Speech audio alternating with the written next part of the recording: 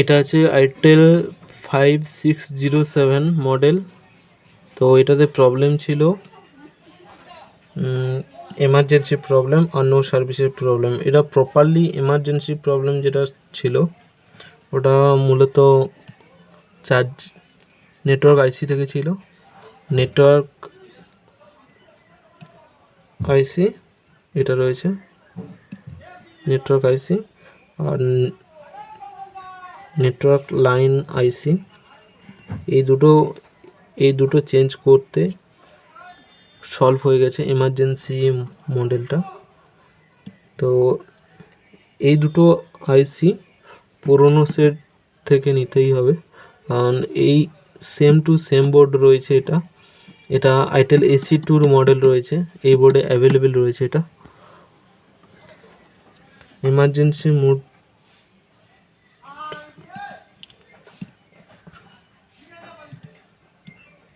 এটা emergency mode আর no service problem ছিল, যেটা এখানে নেটওয়ার্ক অ্যান্টিনা সোল্ডিং করলে হয়ে যায় কি নেটওয়ার্ক লাইন সব কিছুই ব্যর্থ হয়েছে এই সেটটাতে।